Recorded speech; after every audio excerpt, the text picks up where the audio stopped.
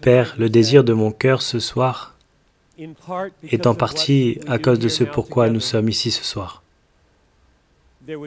Qu'il n'y ait pas de vie gâchée dans cette pièce et qu'en entendant ma voix, qu'il n'y ait pas de mort pour rien. Je prie pour que tu apportes une importance et un pouvoir et un sens aux vies ici présentes, et je prie que tu utilises cette rencontre, cette importance, ce pouvoir et ce sens à travers chaque décès pour qu'il puisse te glorifier. Que cela arrive rapidement ou que cela arrive dans 50 ou 60 ans. Je prie, Seigneur, afin que si nous avons du mal à accepter nos peines, nos hontes, nos souffrances dans cette vie, nous ne reportions pas notre joie. Il vaut mieux la trouver dans la peine, dans la honte, dans la souffrance. Viens et aide-moi, afin que ta parole s'accomplisse. Je prie pour ces jeunes gens. Ne les laisse pas gâcher leur vie. Je prie au nom de Jésus. Amen. Nous sommes ici rassemblés le 29 décembre 2003. Alors que nous nous rassemblons, nous dénombrons le corps tué dans le tremblement de terre en Iran. Il y a environ 25 000 morts. Cela fait beaucoup de vies humaines, balayées à 5h28 ce matin. Et vous sentez le poids de tout cela lorsque vous lisez qu'un père a cherché à travers les décombres sa fille et sa femme en s'évanouissant de chagrin alors qu'il découvrait une tête. Quand vous lisez qu'un petit bébé a été trouvé vivant dans les mains de sa mère morte, vous pouvez vous l'imaginer? Ce qui fait que cet événement soit si apocalyptique en cette fin 2003, ce n'est pas la magnitude de l'événement, malgré qu'il soit 10 fois supérieur à celui du 11 septembre, mais combien d'événements sont similaires à celui-ci? 13 personnes enterrées sous une coulée de boue en Californie, 6 personnes enterrées sous une avalanche dans l'Utah, 111 morts dans un crash d'avion au Bénin, 199 morts empoisonnés par du gaz en Chine. Ces événements sont tous très proches les uns des autres en cette fin d'année, et cela vous coupe le souffle et nous fait nous demander: qu'est-ce que Jésus veut que nous en apprenions? Ne pas gâcher notre vie. Et je pense que si nous demandons cela à Jésus, il aura une réponse toute prête à nous dire. Vous pourrez le trouver dans Luc, chapitre 13. Vous n'avez pas besoin de regarder, ce n'est pas mon texte principal. Je veux juste vous lire ce que je pense que Jésus aurait dit. Vous souvenez-vous de la situation? Quelques personnes sont allées vers Jésus et lui ont parlé de cette atrocité. Ils lui ont raconté comment Pilate avait fait tuer des Galiléens au moment où ils offraient des sacrifices à Dieu. Il avait mêlé leur sang avec celui de leurs sacrifices pour se moquer d'eux. Et ils sont venus vers Jésus en lui demandant ce qu'il en pensait.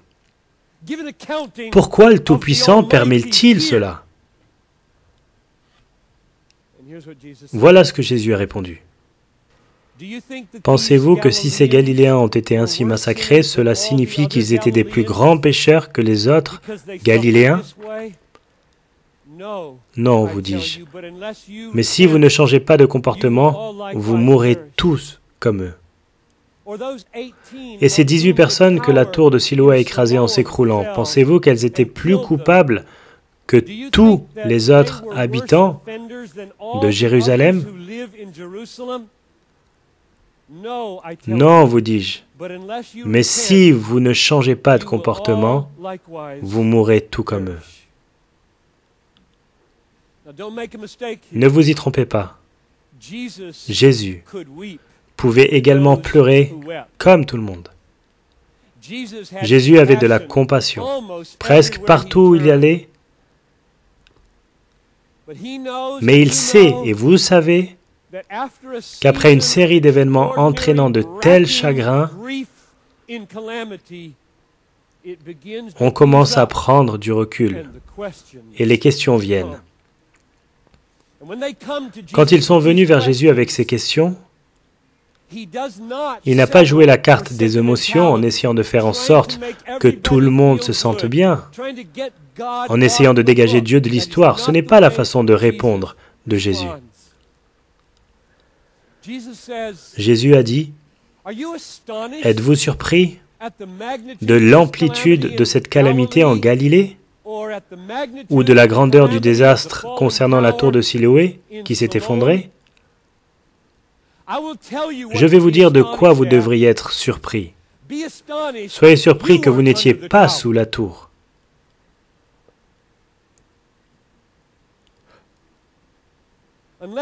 Et à moins que vous vous repentiez, vous périrez également. » Cela signifie que tout le monde dans cette pièce mérite de mourir et de périr ce soir. C'est la façon dont Jésus répond à cette question lorsque nous lui demandons pourquoi Dieu a permis que l'effondrement de la tour fasse des morts et pourquoi il a permis l'atrocité de Pilate. Quand vous comparez le tremblement de terre à nous ce soir, je pense que Jésus dirait, à moins que vous ne vous repentiez, les choses dont vous devriez vous étonner, c'est que ce bâtiment ne s'est pas effondré sur nous tous. Nous ne devrions pas être étonnés que ces 25 000 personnes soient mortes en un instant, mais plutôt que nous n'ayons pas encore été balayés. C'est ce qui devrait nous étonner.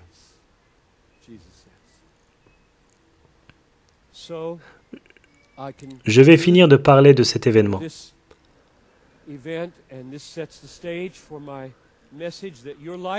Vos vies sont dans les mains de Dieu. Votre vie ne tient qu'à un fil attaché à une grâce souveraine. Vous appartenez à Dieu, il vous a créé. Vous existez pour lui. Dieu a créé la vie, il connaît le sens de la vie, et il a le droit de la reprendre et de la donner comme cela lui plaît. Vous vous souvenez de Job? Chapitre 1. L'ensemble de ses 10 enfants ont été tués dans une catastrophe parce que la maison s'est effondrée sur eux. Et Job entend la nouvelle. Et voilà ce qui est écrit. Alors Job se leva, déchira son manteau et se rasa la tête, puis se jetant par terre, il se prosterna et dit, « L'Éternel a donné et l'Éternel a ôté. Que le nom de l'Éternel soit béni. »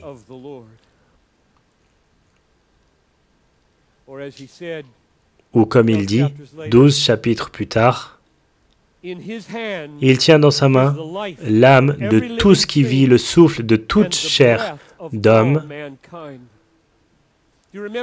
Vous souvenez-vous d'Anne? Elle voulait tellement un bébé, et elle était stérile depuis des années. Et Dieu a entendu sa prière, et elle a enfanté et porté Samuel. Et quand elle a destiné Samuel à l'Éternel, elle a chanté une chanson. Écoutez certains couplets. 1 Samuel chapitre 2 verset 6. L'Éternel fait mourir et il fait vivre. Il fait descendre au séjour des morts et il en fait remonter. Elle avait bien lu sa Bible, ou l'avait bien appris son enseignement des traditions, Deutéronome chapitre 32, verset 39. Sachez donc que c'est moi qui suis Dieu et qu'il n'y a point de Dieu près de moi. Je fais vivre et je fais mourir, je blesse et je guéris, et personne ne délivre de ma main.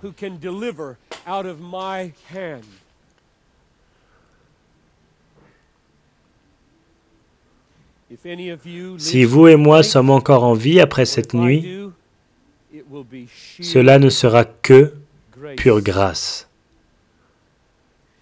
Le frère de Jésus, Jacques, était énormément empreint de cette vérité.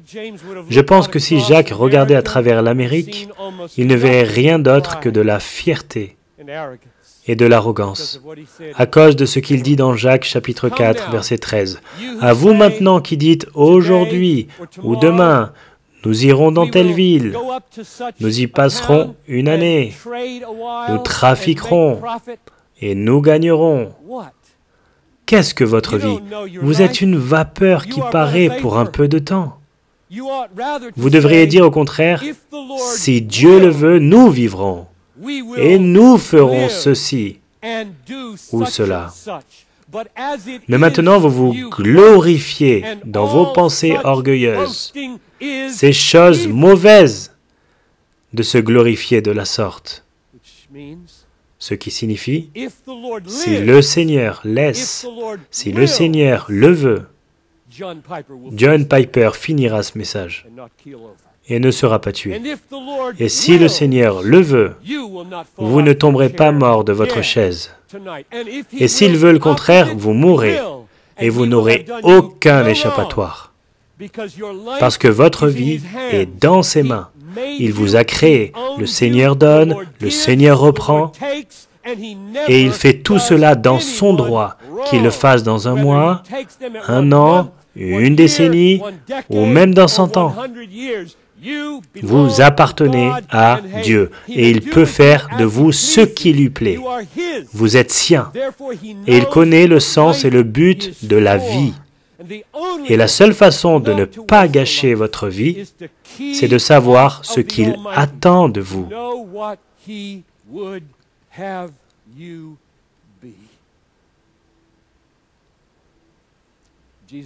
Jésus tient vraiment à ce que vous ne gâchiez pas votre vie ce soir. Il y tient vraiment. Vous êtes tous étudiants, du moins la plupart d'entre vous, et par conséquent, une grande partie de votre vie est devant vous. Pour la plupart d'entre vous. Pas pour tout le monde. Certains d'entre vous ont déjà vécu une grande partie de votre vie. Mais pour la plupart, vous avez l'impression que cela peut encore continuer longtemps. Et Jésus tient vraiment à ce que vous ne la gâchiez pas. S'il était ici, je pense qu'il dirait, la vie d'une personne ne consiste pas à accumuler des choses. La vie, ce n'est pas de l'accumulation. Ce n'est pas posséder des choses. Je pense que c'est ce que Jésus dirait à vous en Amérique. Et il citerait une parabole.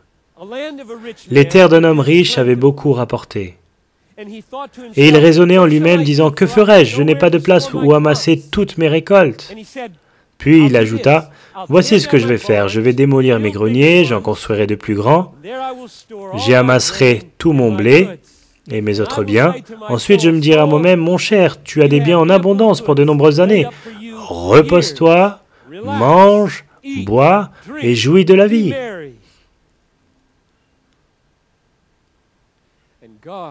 Mais Dieu lui dit, « Insensé. Je ne voudrais pas que ce mot me soit adressé un jour de la part de Dieu. Insensé. Cette nuit même, tu cesseras de vivre. Et alors, pour qui sera tout ce que tu as accumulé? »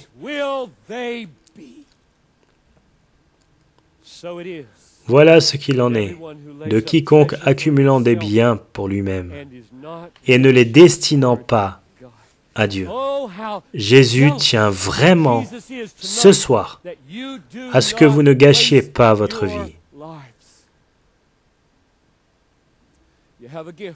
Vous avez un cadeau qui est appelé la vie.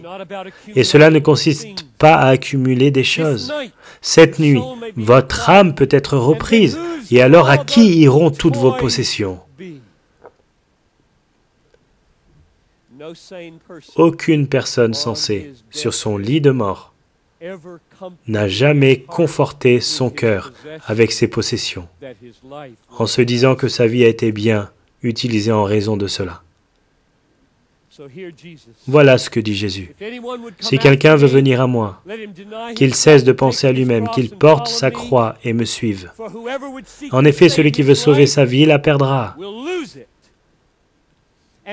Mais celui qui perdra sa vie pour moi, pour ma gloire et l'Évangile, la retrouvera. Et il ne la gâchera pas. C'est possible de gâcher votre vie. De simples choses me font plus trembler aujourd'hui à l'âge de 58 ans, comme de gâcher ma vie.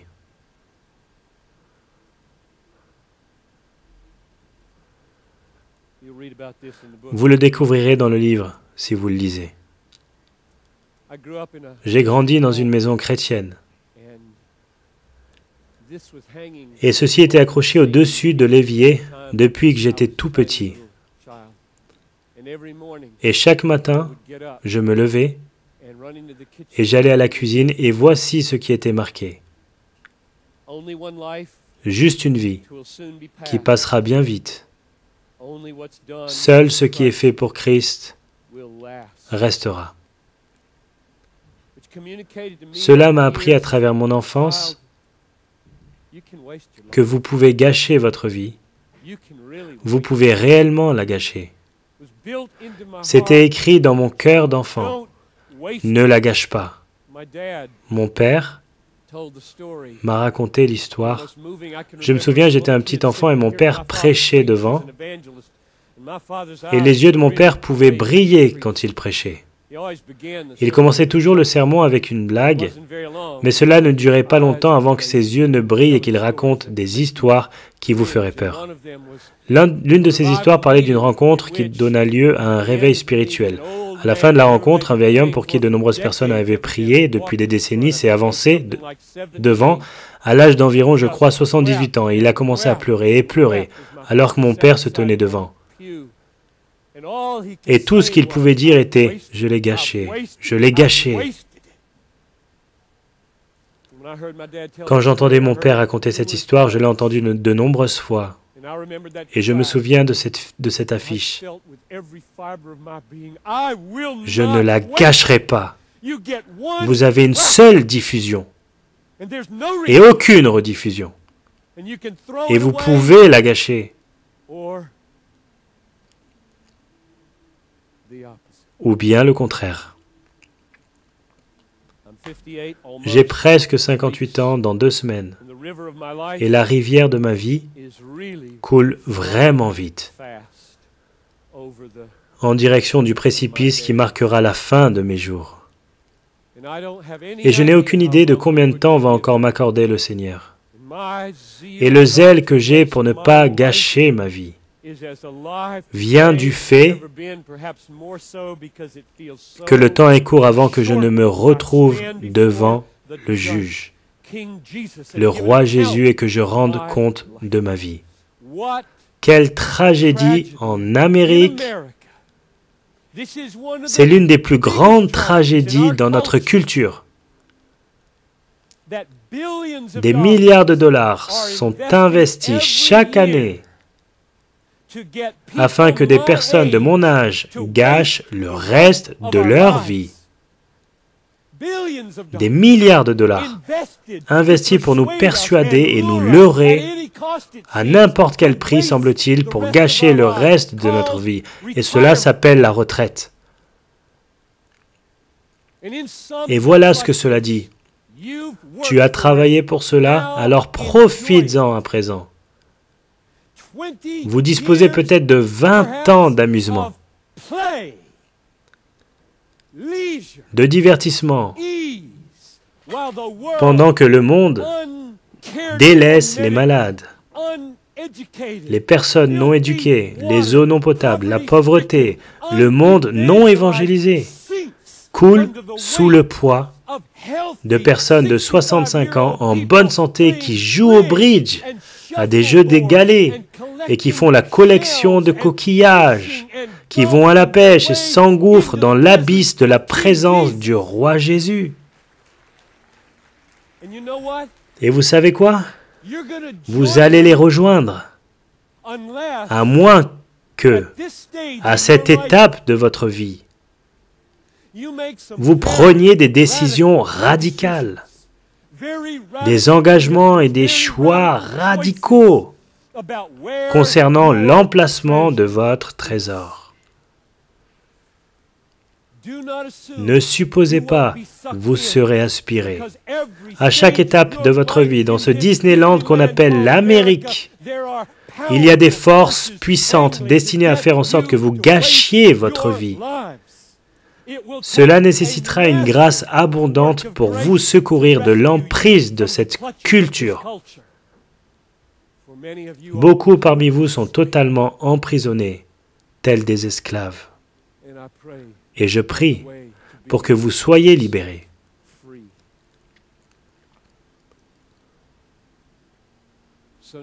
À présent, la question est de savoir ce qu'est une vie qui n'est pas gâchée. Tu nous as tellement parlé du fait qu'on ne devrait pas gâcher nos vies. Dis-nous à quoi ressemble une vie qui n'est pas gâchée. Montre-nous le chemin, afin que cela soit écrit à la fin de nos vies. Cette vie n'a pas été gâchée. À présent, vous pouvez prendre vos Bibles. Je vous invite à les ouvrir. Si vous ne le faites pas, ce n'est pas grave. Je lirai le texte pour vous. Nous allons ouvrir à Philippiens, chapitre 1, afin de trouver la réponse. Ce texte signifie énormément pour moi, car il s'agit de poser la question. Comment faire pour ne pas gâcher ma vie? Que ce soit à l'âge de 18 ans, 28, 38, 58, 88, ce texte est la réponse. J'ai prêché sur ce texte il y a environ 24 ans, quand j'ai postulé pour le poste de pasteur dans une église qui n'est pas loin d'ici. Il a donc une place particulière dans ma mémoire et dans ma vie, et je désire qu'il prenne la même importance pour vous. Philippiens chapitre 1. Nous lirons 2 versets, le 20 et le 21, et vous entendrez, je l'espère, la passion de Paul qui est à l'opposé d'une vie gâchée. Philippiens 1, 20. En effet, selon ce que j'attends et que j'espère vivement, je n'aurai aucune raison d'être honteux. Au contraire, maintenant comme toujours, avec une pleine assurance, je manifesterai la grandeur du Christ par tout mon être, soit en vivant,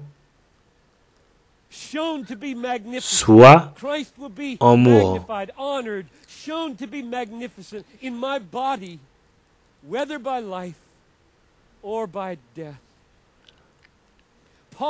La passion qui consumait Paul était de vivre ou de mourir afin de manifester la grandeur du Christ.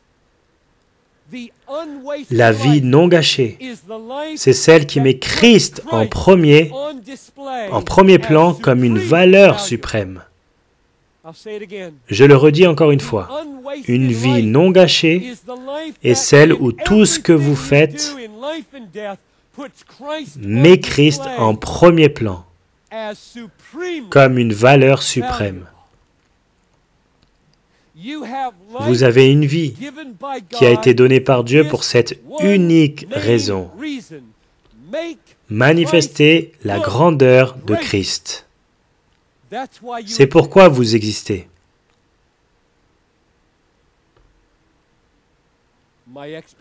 Mes attentes et mes espoirs sont que Christ soit manifesté grandement dans mon corps, que ce soit par ma vie ou par ma mort. Il y a donc 2 parties, la vie et la mort. Comment, dans l'esprit de Paul et dans sa vie, Christ a-t-il été manifesté grandement? La réponse est donnée dans le chapitre 3, verset 7. Mais ces choses qui étaient pour moi des gains, je les considère maintenant comme une perte à cause de Christ. Et je considère même toute chose comme une perte en comparaison de ce bien suprême, connaître Jésus-Christ mon Seigneur, pour qui je me suis privé de tout avantage personnel. Je considère tout cela comme des déchets afin de gagner Christ. Comment Paul manifeste-t-il la grandeur de Christ? La réponse est en expérimentant Christ comme un trésor tel que toute autre chose dans sa vie n'est rien en comparaison à lui. Je considère toute chose, l'argent, comme des pertes, la nourriture comme des pertes, l'apparence et les amis comme des pertes, la famille, le boulot et le succès, les diplômes comme des pertes, en comparaison au trésor que Christ est devenu pour moi. Comment manifestez-vous la grandeur de Christ dans votre vie? Une vie qui, par conséquent, n'est pas gâchée. L'argent vous est donné, afin que vous l'utilisiez d'une façon qui démontre qu'il n'est pas votre trésor, mais que Christ l'est. La nourriture vous est donnée afin que vous mangiez d'une façon afin qu'il soit évident que la nourriture n'est pas votre trésor, mais que Christ l'est. Les amis, la famille vous sont donnés afin que vous viviez avec eux d'une façon qu'il sera évident au monde qu'ils ne sont pas votre trésor, mais que Christ l'est. Les ordinateurs, les jouets, les maisons, les terres, les voitures vous sont données afin que vous les utilisiez d'une façon qu'il sera évident au monde que ces choses ne sont pas vos trésors, mais que Christ l'est. Nous parlons là de l'implication de toute une vie.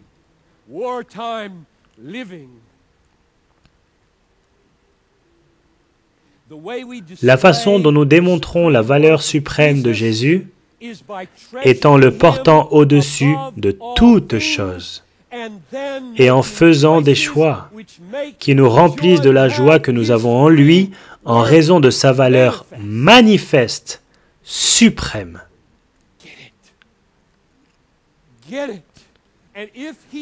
Et s'il n'est pas cela pour vous ce soir, s'il n'est pas ce trésor pour vous, priez toute la nuit si vous le devez, afin que votre cœur soit changé, au point que vous portiez Jésus au-dessus de toute chose dans votre vie. Voilà comment Paul a dit manifester Jésus dans sa vie. Et qu'en est-il de la mort?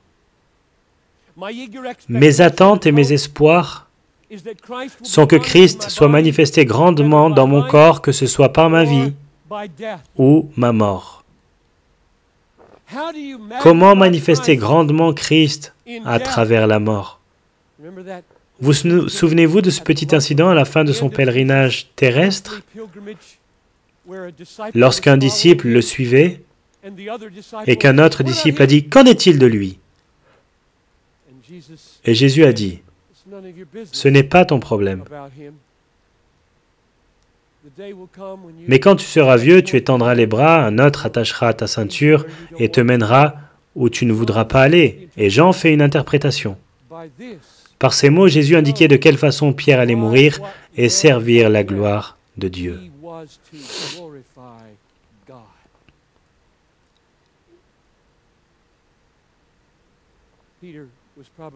Pierre a probablement été crucifié à l'envers, et cela était prévu, comme une façon de glorifier Dieu. Cela vous coupe le souffle de voir ce que Dieu peut avoir en magasin pour certains d'entre vous si vous voulez réellement que votre vie ne soit pas gâchée?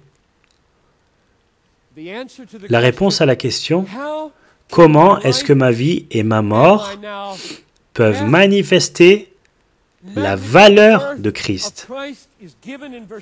C'est donné dans le verset 21. Car pour moi, la vie c'est Christ, et la mort m'est un gain. Comment la mort est-elle un gain pour Paul? La réponse est dans le verset 23.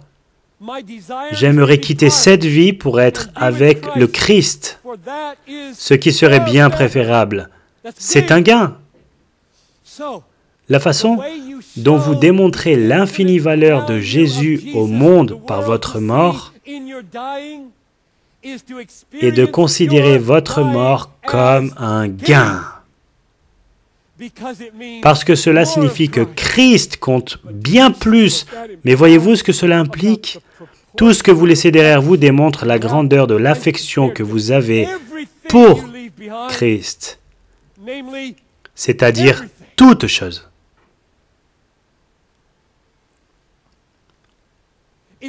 Si la mort est un gain, alors Christ doit être plus précieux que toutes les choses que vous laissez derrière vous. Et quand une personne meurt comme cela, le monde regarde et dit, Christ doit être vraiment d'une grande valeur. Jésus-Christ est plus glorifié à travers votre mort lorsque vous êtes plus satisfait en lui dans votre mort. Voilà ce que le verset 21 enseigne. En résumé, voici l'essentiel d'une vie non gâchée. Numéro 1, la vie et la mort vous sont donnés. La vie est un cadeau et la mort également. Et cela vous est donné pour que vous les utilisiez pour démontrer la valeur suprême de Jésus-Christ. Voilà le chemin d'une vie non gâchée. De plus, vous devez cultiver le fait que Jésus est supérieur à toute chose. Je considère toutes choses comme des pertes en comparaison à ce bien suprême, connaître Jésus-Christ. Si vous n'en êtes pas là ce soir, priez avec labeur et méditez et luttez avec Dieu afin que vous arriviez à ce stade.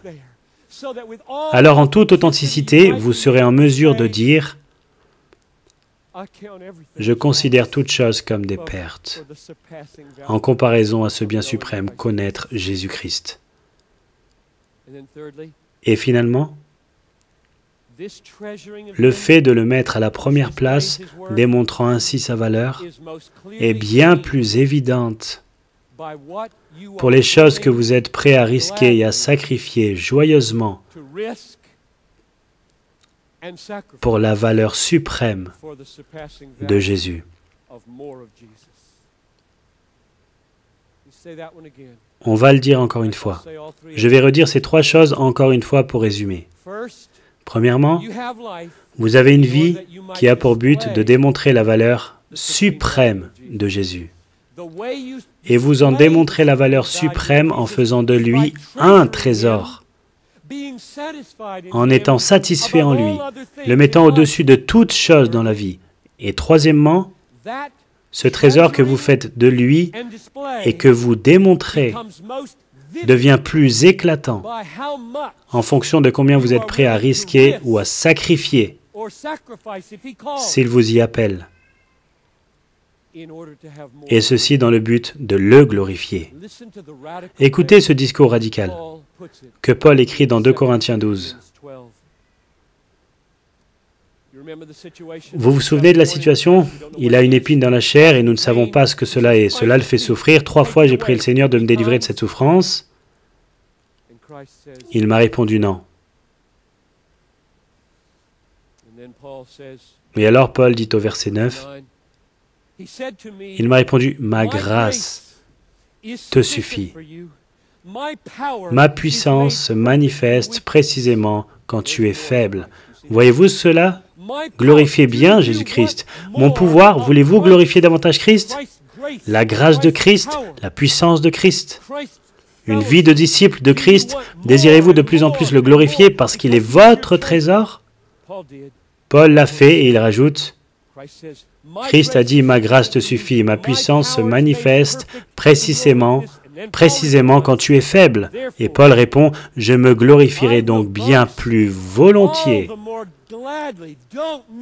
Ne manquez pas ce mot contradictoire. Je me glorifierai donc bien plus volontiers de mes faiblesses, afin que la puissance de Christ repose sur moi. C'est pourquoi je me plais dans les faiblesses, dans les outrages, dans les calamités, dans les persécutions, dans les détresses pour Christ. Car quand je suis faible, c'est alors que je suis fort. Manifester Christ en étant satisfait en lui, dans les détresses, dans les calamités, dans la souffrance, dans les insultes, dans les faiblesses. Cela était la passion de la vie de Paul. Sa passion n'était pas le rêve américain qui consiste à échapper aux insultes, aux calamités, aux détresses, aux souffrances. Sa passion était d'avoir n'importe quelle vie ou mort qui lui permettent de mieux le connaître, de mieux l'apercevoir et de manifester sa grandeur. Tout ce que je veux dans ma vie et ma mort, c'est d'être plus satisfait en toi et de rendre ta valeur plus éclatante, afin que le monde s'en aperçoive. Je vous demande donc ce soir, allez-vous gâcher votre vie? Allez-vous entrer dans le rêve américain qui consiste à minimiser la souffrance et à maximiser le confort, la tranquillité, la sécurité, à vous fabriquer de plus grandes granges, à travailler pour la nourriture qui périt, à accumuler des trésors sur la terre, à convoiter les louanges des hommes et à être heureux pendant 80 ans, puis à mourir? Est-ce de cette façon que vous allez gâcher votre vie? Ou allez-vous voir Christ crucifié, ressuscité, et enterrant vos péchés comme un trésor suprême dans votre vie, et puis faire des choix dans la vie qui démontrent au monde sa valeur? Vous êtes-vous déjà demandé pourquoi 1 Pierre chapitre 3 verset 15 n'est pas une vérité vivante pour la plupart d'entre nous? Il y est dit, « Soyez toujours prêts à vous défendre face à tous ceux qui vous demandent de justifier l'espérance qui est en vous. » Est-ce que quelqu'un vous a déjà demandé récemment? Vous savez pourquoi? Cela ressemble à une espérance banale, comme pour la plupart des gens.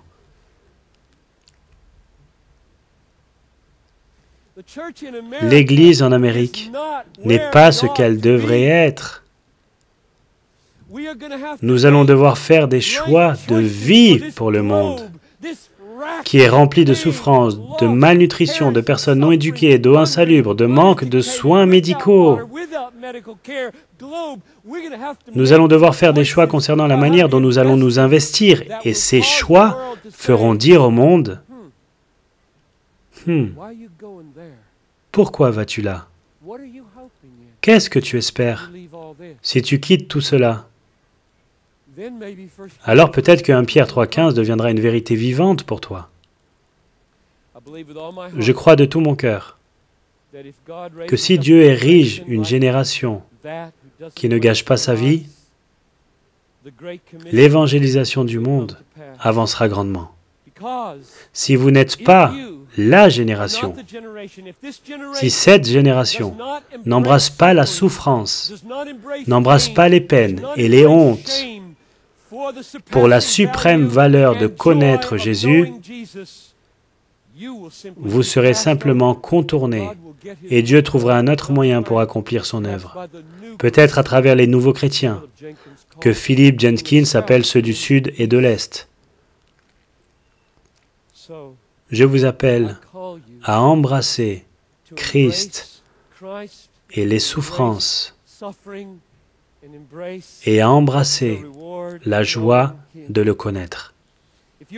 Si votre passion est de mettre Christ en premier plan, si votre passion est de faire de Christ un trésor par-dessus tout, si votre passion est de prendre des risques et des sacrifices, peu importe ce que cela coûte, dans le but de démontrer sa valeur, alors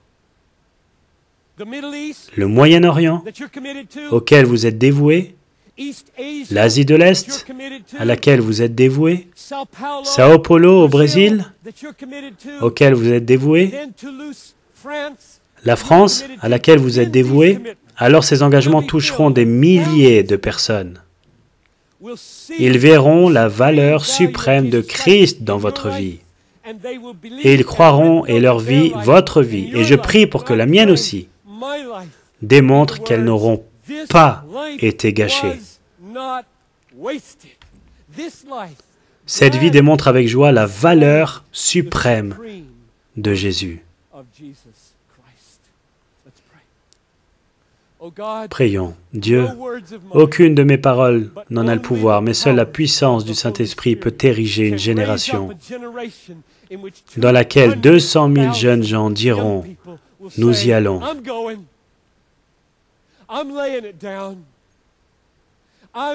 Je considérerai Jésus-Christ comme plus précieux que toute chose. Je vais risquer ma vie. Je vais en effet, si tu m'appelles, sacrifier ma vie, dans le but de démontrer aux personnes non converties de ce monde la beauté et la satisfaction infinie qu'il y a dans la gloire de Jésus-Christ. Oh Dieu, viens, je te prie, et fais en sorte que la vie de ces jeunes gens, quel qu'en soit le coût, leur permette de dire à la fin, je ne l'ai pas gâché, et qu'ils entendent tes paroles. Tu as bien fait.